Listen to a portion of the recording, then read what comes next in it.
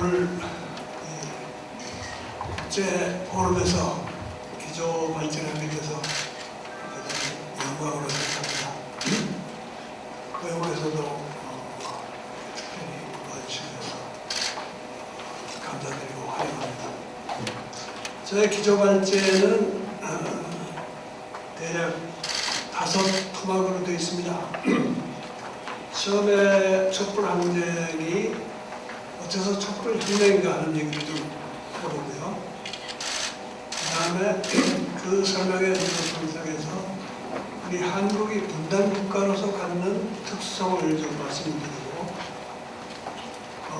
세 번째로는 촛불 혁명과 한반도 평화에 대해서 조금 더 말씀드리고, 네 번째로는 이 촛불 혁명의 특징이긴 한데 소위 비혁명적 방법에 의한 혁명과학의 수행에 대해서 말씀드리고, 마지막으로 대단히 소략하게 세계사적인 맥락을 언급할까 합니다. 첫 번째 촛불 항쟁과 촛불 혁명이라는 소제목을 달았는데, 이 촛불 항쟁은 영어로 옮긴다면 아마 Candlelight Resistance Movement가 되겠습니다. 근데 그냥 영어본에는 더 알기 쉽게 Candlelight Demonstrations라고 했고요. 촛불 혁명은 Candlelight Revolution 되겠습니다. 촛불 항쟁의 역사적 의미와 남겨진 과제라는 것은 저에게 주어진 제목인데, 이때 말하는 촛불 항쟁이라는 것은 2016년 10월 말께부터 2017년 4월 초에 걸쳐 한국에서 벌어진 대규모 촛불 시위, 촛불 집회, 촛불 항쟁을 말할 텐데, 그것은 촛불 혁명이라 부름직한 대변화의 시작이었습니다. 그렇다면 어떤 의미로 촛불을 혁명이라고 할 수 있는가? 촛불 항쟁을 예찬하는 분들 중에는 항쟁이 전형 없이 큰 규모였고 오래 지속되었고 또 철저히 평화적인 수단을 통한 압제자 축출을 들어서 혁명이라는 표현을 쓰는 경우가 있습니다. 단순히 평화적일 뿐 아니라 시종 축제 분위기가 넘치고 온갖 창의적 행동들이 쏟아져 나온 것도 자랑거리입니다. 그러나 그것만으로는 혁명에 미달한다는 학계의 반론도 만만치 않습니다. 혁명적 폭력의 부재나 기존의 헌법 절차에 따른 대통령 탄핵과 평화적 정권 교체는 도리어 촛불 항쟁을 혁명과 구별해지는 특징으로 꼼직하다는 것입니다. 항쟁은 어쨌거나 박근혜가 유린한 87년 헌법을 복원하고 재가동하는 시위운동이었으며, 혁명을 할 것이라면 이제부터 해야 할 일이라는 그런 주장이 되는 셈입니다. 그런데 촛불 항쟁이 이미 혁명적이 아니었다면 선거로 들어선 새 정권이 갑자기 혁명적이 된다거나 촛불을 일단 내려놓은 시민들이 새삼스럽게 혁명 과업을 수행하기는 어려울 것입니다. 그런데 그런 비현실적인 정세 판단이 나오는 것은 오히려 촛불혁명의 독특한 성격을 간과한 데서 오는 것이 아닐까요?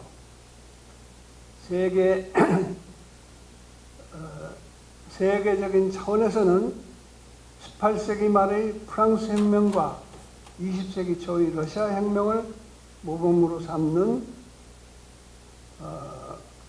고전적 혁명 개념에 너무 얽매이는 자세를 수정할 때가 되지 않았을까 합니다. 여기에 대해서는 뒤에 잠시 더 언급하겠습니다. 다음 문화 한국의 특성인데요. 촛불 항쟁이 벌어진 한국은 왕년의 프랑스나 러시아뿐 아니라 여기에 참여하신 분들이 그 나라에 해당하는 제스민 혁명을 이룬 튀니지, 또 프라이팬 혁명의 아이슬란드들과도 뚜렷이 구별되는 특징이 있습니다. 곧 한국이 분단 국가라는 사실입니다. 더구나 한반도는 1950년, 53년의 한국 전쟁을 겪은 뒤로 전쟁도 평화도 아닌 정전체제가 60년 넘게 지속되면서 분단체제라고도 부름직한 범한반도적 질서가 자리 잡았습니다. 이 분단체제에 대해서는 그동안 국내에서는 많은 논의가 있었고, 제가 이걸 이제 영어로 디비전 시스템이라는 용어를 써서 외국에 소개한 바도 있긴 있습니다만은 여기서는 긴 설명을 할 수는 없겠습니다. 이 분단체제에 따른 질곡 가운데 하나가 민주적 법치의 본질적 제약입니다. 남한에서 1987년에 6월 항쟁으로 군사독재가 종식된 뒤에도 한반도의 분단체제는 흔들렸을 뿐이지 극복되지는 못했습니다.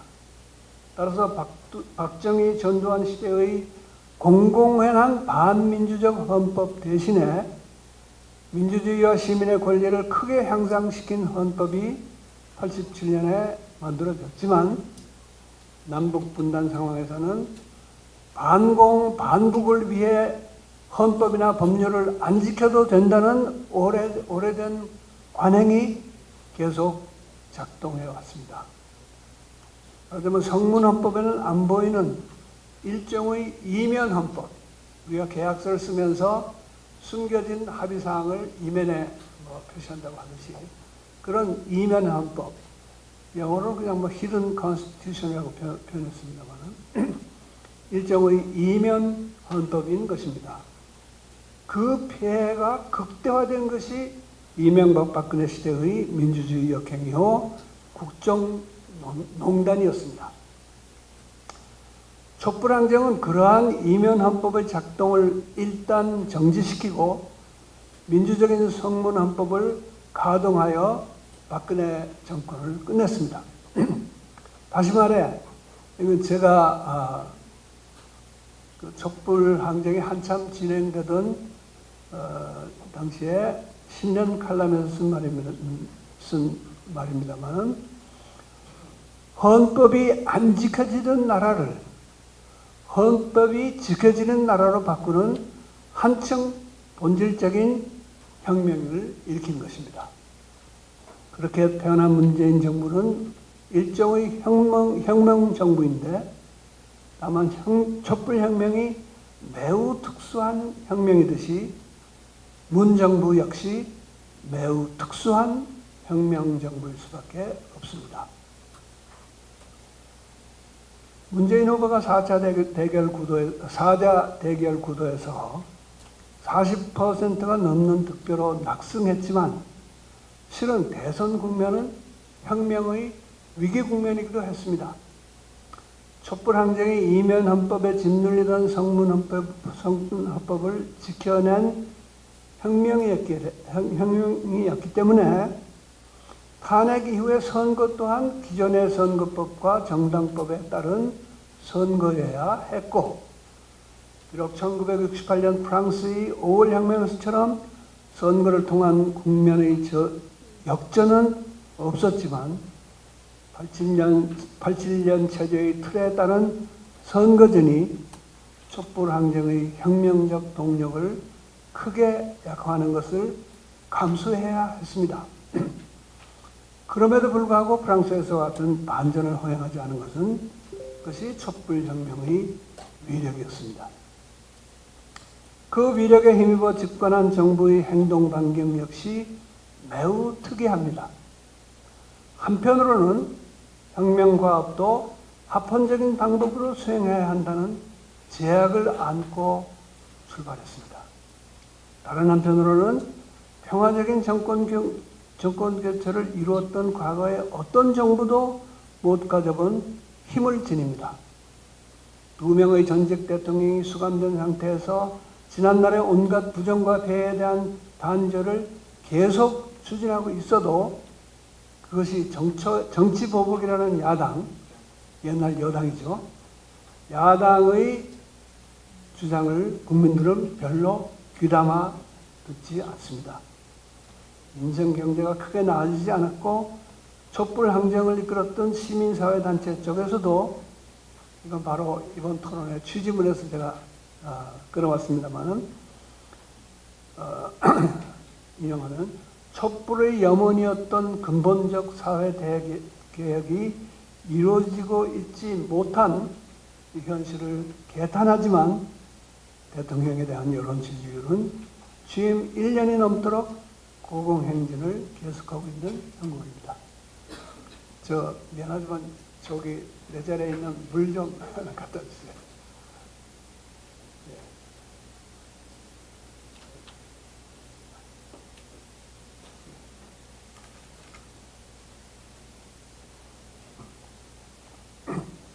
그 다음에 촛불혁명과 한반도 평화에 대해서 말씀드리겠습니다. 근데 이 고공행진 하고 있다고 말씀드렸는데, 물론 최근의 상황은 한반도 평화의 밝은 전망에 힘입은 바가 큽니다. 그래서 여론 지지율이 더 올라갔죠. 하지만 이걸 두고 촛불혁명 과업은 부진한데 남북관계 발전을 가지고 이걸 상쇄하고 있다, 이렇게 해석하는 것은 적절치 않다고 생각합니다. 한반도 평화의 달성이야말로 촛불 정부에 안겨진 최대 과제에 속하기 때문입니다. 항쟁 도중에 남북관계가 크게 부각되지는 않았습니다. 그러나 대중의 구호가 주로 박근혜 퇴진으로 모아졌다 해도 광장의 시민들은 단순한 정권 퇴진이나 범법자 처벌을 넘어 정의롭고 안전하며 평화로운 사회를 염원했습니다. 한반도 차원의 문제가 그런데 한반도 차원의 문제가 주요 의제로 떠오르지 않은 것은 종북 좌파 몰이에 시달려온 국민들이 굳이 그런 논란에 말려들고 싶지 않은 정서가 작용했고, 또 하나는 이명박 박근혜 정권을 거치면서 한반도 문제에 대한 주도권이 거의 전적으로 미국과 북한, 부분적으로 중국에 넘어간 상태여서 이게 우리 문제, 자기 문제라는 실감이 덜했기 때문이라고 생각합니다. 그래서 우선 남녀 거의 다급한 현안부터 해결한 뒤에 점차 한국의 주도력을 키워나가야 할 현실이 한반도 현실이라는 것을 직관하고 있었던 것입니다. 그래서 이면헌법을 믿고 온갖 갑질과 헌법 유린을 자행하던 집단을 응징했습니다. 그런데 그들의 그런 행태를 뒷받침해준 그 이면헌법이야말로 남북의 분단과 한반도의 군사적 긴장에 뿌리를 둔 것이 아니었습니까? 그런데 촛불항쟁이 이면헌법의 작동을 일시 중단시켰지만 완전히 제거한 건 아닌데다가 앞서도 말씀드렸듯이 대선 국면에서 상당 부분 되살아났고 새 정부 출범 뒤에도 촛불 이전에 구성된 입법부를 비롯한 수구 세력의 여러 거점들을 이용하여 예의 이면헌법이 지금도 상당한 위세를 떨치고 있습니다. 여기에 2017년 거의 막바지까지 북미 대결의 수위가 계속 높아졌기에 혹시 새 정부가 적폐청산 같은 비교적 쉬운 과제에만 골몰하고 한반도의 평화 만들기를 소홀히 함으로써 국내 개혁도 반타적으로 끝날 가능성을 우려하는 목소리가 적지 않았습니다. 저 자신도 좀 그랬고요. 그래서 저도 그때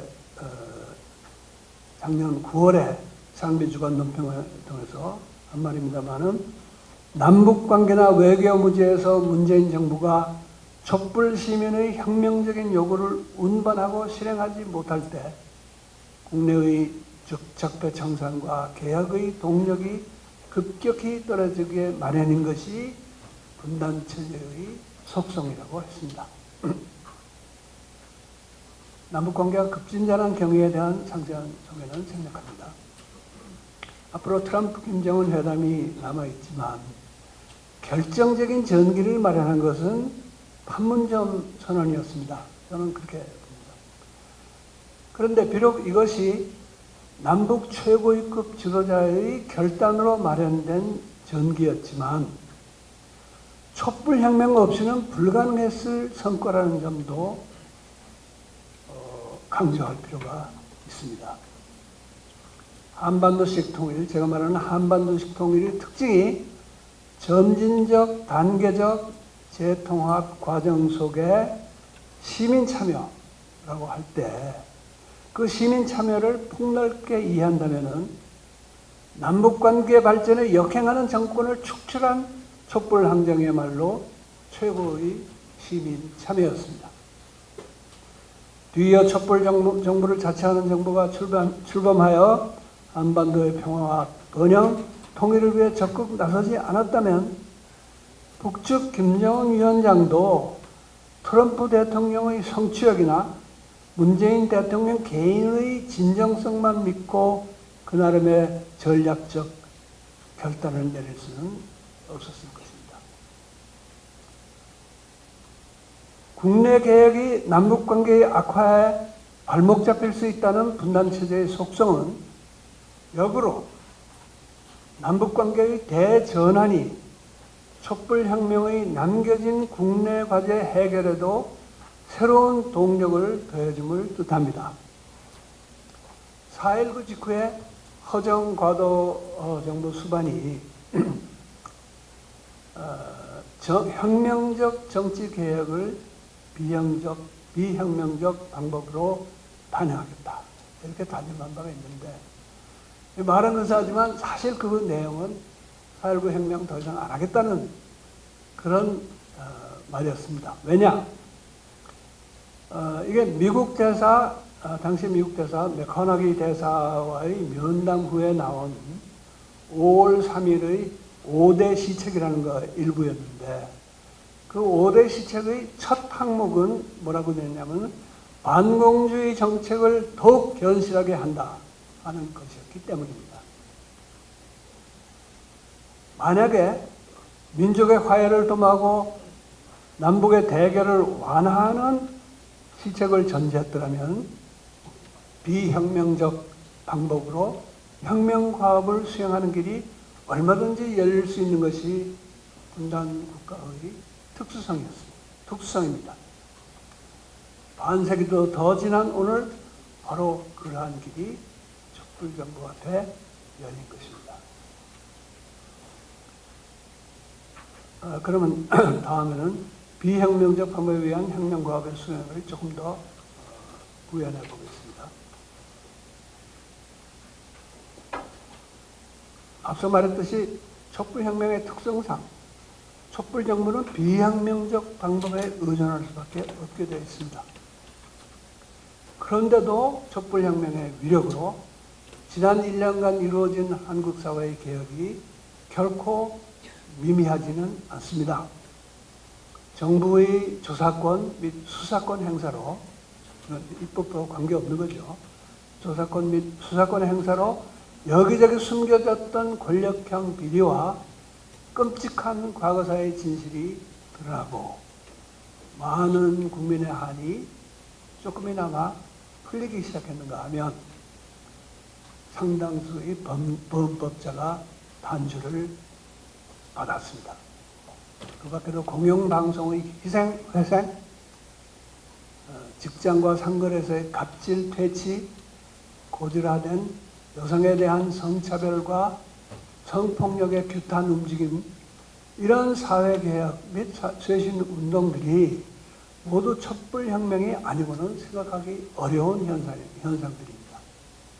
이런 시민주도형 사회적 체질 바꾸기는 촛불혁명의 본질에 해당합니다. 물론 촛불 이전에 구성된 국회가 그대로 남아있는 것이 큰 걸림돌입니다. 이명박 박근혜 시대의 집권 여당이 여전히 3분의 1이 넘는 의석을 갖고 국회 입법이 필요한 개혁들을 대부분 봉쇄하고 있습니다. 촛불이 세상을 바꾸면서도 수구정당만은 못 바꿨다는 개탄이 나오는 까닭이기도 합니다. 그러나 달리 보면 촛불은 자유한국당도 결정적으로 바꿔놨습니다. 지난 대선 때 실감한 사실이지만 왕년의 그 당 후보들은 경제민주화라거나 중도 실용주의라거나 또는 따뜻한 보수라는 식으로 하나같이 국민을 속여서 집권하려 했는데 그래서 두 번은 성공했고 이명박 박근혜 성공했고 그 전에 이회창 씨는 실패했지만 거의 성공했었죠.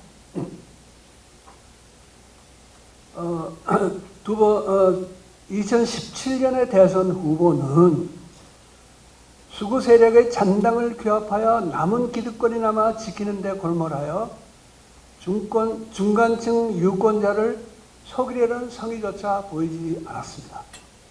그 결과 물론 촛불 항쟁으로 초토화됐던 당을 25% 가까이 득표한 제2당으로 되살리는 데는 성공했지만 과거 한나라당 또는 새누리당 후보들에 비하면 형편없는 성적으로 참패했던 것입니다.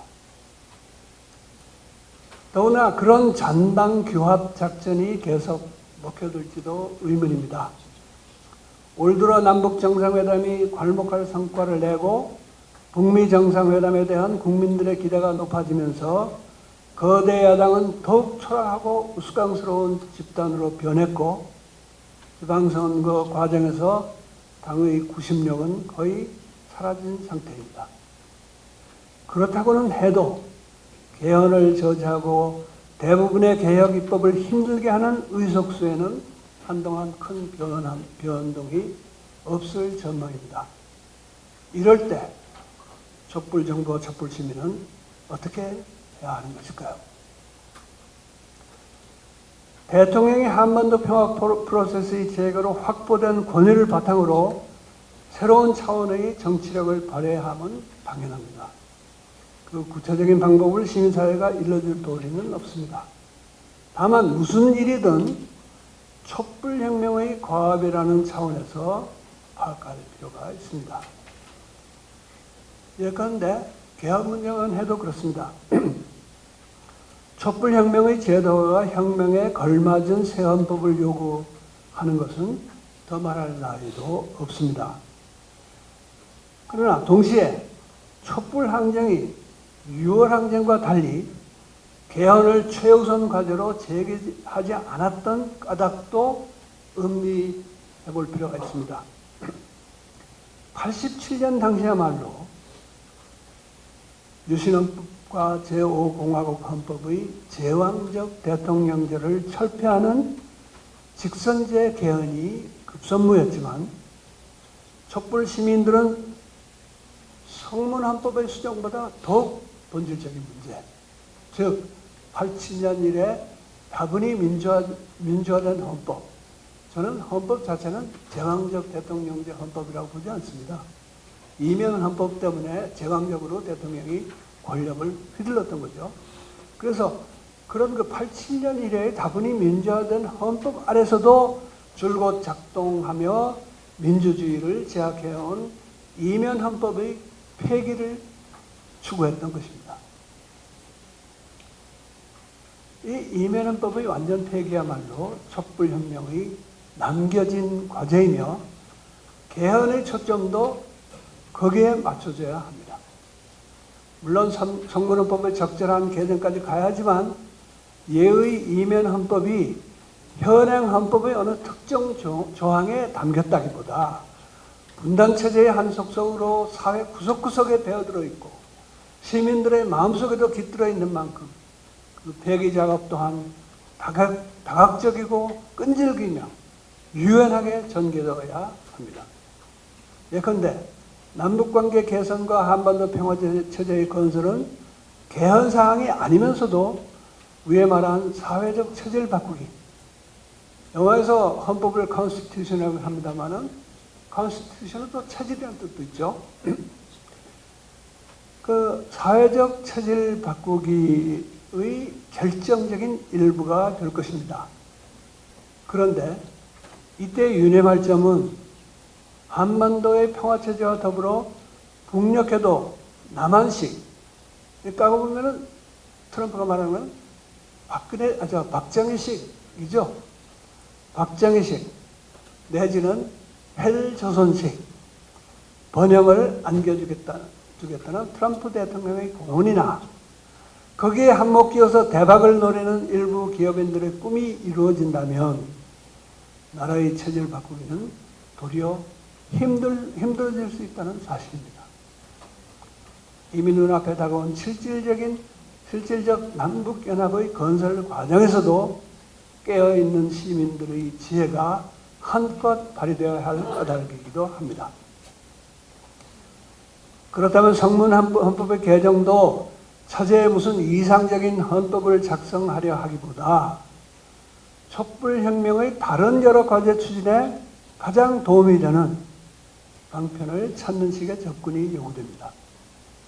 여당 일각에서 나오는 이야기처럼 자유한국당이 국민과 6월 개헌 약속을 저버렸으므로 골든타임이 지나갔다느니 2020년 총선 때나 보자는 식으로 생각할 것이 아닙니다. 여기 한마디 끼어넣으면은 제가 촛불혁명이 수구정당을 바꿔놨다고 그랬는데 어떻게 보면 제일 덜 바꿔놓은 게 민주당인지도 모르겠어요. 어떻게 해서든 가령 한국당이 요구하는 국무총리 국회 추천제를 선거제도 개혁과 연계하는 조건으로 수용한다든지 해서 부분적인 개헌이라도 해냄으로써 개헌운동의 동력을 살려나가야 합니다. 더욱 중요한 것은 헌법에 대한 발상의 전환입니다. 헌법 개정에 대한. 다시 말해서 어차피 촛불혁명에 걸맞은 헌법을 일거에 만드는 것은 가능하지도 바람직하지도 않으니만큼 시민들이 개헌을 수시로 발휘해서 단계적으로 몸에 맞는 헌법을 만들어갈 수 있도록 바꾸자는 그런 발상의 전환입니다. 대통령 스스로도 기본권 신장과 저강분권의 원칙을 우선 수용하는 순차적 방식을 제안한 바 있습니다만 촛불혁명의 관점에서는 국민의 개헌 발의권을 확보하고 일단 발의된 개헌안에 대한 국회 안팎의 수기를 의무화하는 변화가 더욱 절실한 것입니다. 제 생각에는 앞으로 시민사회의 개헌운동은 이런 방향으로 힘을 모아야 하지 않을까 생각합니다. 끝으로 세계사적 맥락에 대해서 간단히 말씀드리겠습니다. 2016-17년의 촛불 항쟁이 한국뿐 아니라 세계적으로 전례가 없는 규모요 놀라운 평화혁명이었지만 이는 한국과 세계에서 모두 오랜 학습 과정이 선행한 결과였습니다. 이 땅에서는 1919년의 3.1운동이 비록 일제당국의 무력 진압으로 막대한 사상자를 내고 끝났지만 처음부터 비폭력 시위를 수단으로 삼은 획기적 운동이었습니다. 4.1과 6월 항쟁 역시 당국의 무자비한 탄압으로 피를 흘려야 했지만 맨손 시위의 위력이 한껏 두드러진 사건이었고 새 공화국을 출범시키는 데 성공하기도 했습니다. 그리고 2008년의 대대적인 촛불 시위는 이명박 정권의 초장기세를 일단 꺾어놓으면서 평화적 직접 행동의 엄청난 가능성을 시민들 스스로 실감하는 계기가 되었습니다. 이러한 학습 과정과 더불어 2016-17년에는 촛불 항쟁의 성공을 밑받침할 제도적, 기술적 기반도 이미 갖춰진 상태였습니다. 87년 체제의 온갖 한계와 이명박 박근혜 정권 하의 퇴행에도 불구하고 평화적 시위를 박정희나 전두환 정권처럼 포괄적으로 막을 수 있는 없는 시대가 되어 있었고, 여기에 SNS 등의 발달로 시민의 상호소통과 수평적 연대의 물리적 터전이 1987년은 물론이고 2008년과 비교하더라도 획기적으로 지원되어 있었습니다. 지역과 국가에 따라 차이가 많지만 이 같은 학습 과정과 평화혁명의 기반 확대는 세계적인 추세가 아닌가 합니다. 대부분의 나라에서 일반 시민과 국가의 폭력 동원 수준의 차이는, 폭력 동원 능력 수준의 차이는 날로 더 벌어지고 있는 반면에 통신기술이 발달하고 인권의식이 퍼지면서 독재국가도 비무장 시민에 대한 폭력 진압을 하기가 점점 더 부담스러워지고 있습니다. 여기에 덧붙일 중요한 학습 효과는 프랑스 혁명이나 러시아 혁명을 모범으로 삼는 종래의 혁명 개념에 대한 수정을 초래한 20세기 이래의 역사적 경험입니다. 1917년의 볼셰비키 혁명 이후로는 민족해방전쟁 또는 민족해방전쟁의 성격을 겸했던 중국과 베트남, 쿠바의 혁명을 빼고는 폭력에 의한 고전적인 사회혁명이 성공한 사례를 보기 드뭅니다. 게다가 러시아 혁명 자체가 소비에트 연방의 해체와 러시아의 체제 전환, 자본주의로의 전환으로 모델로서의 설득력을 잃었던 것입니다. 그에 반해 이번 국제토론회에 참여한 광장민주주의 운동가들이 증언하듯이, 그리고 이 자리에는 대표자가 없는 필리핀, 네팔, 미얀마, 또 동유럽, 서유럽의 여러 나라들, 중남미의 수많은 사례들에서 보듯이 시민들의 평화적 직접 행동은 그 성취의 수준은 각양각색일지라도 하나의 세계적 대서를 이루어가는 징후가 뚜렷합니다.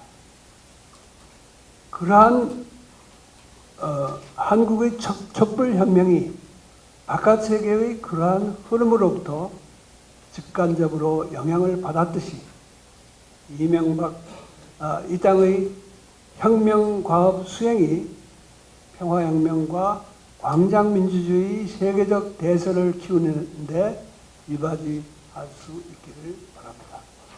경청해 주셔서 감사합니다.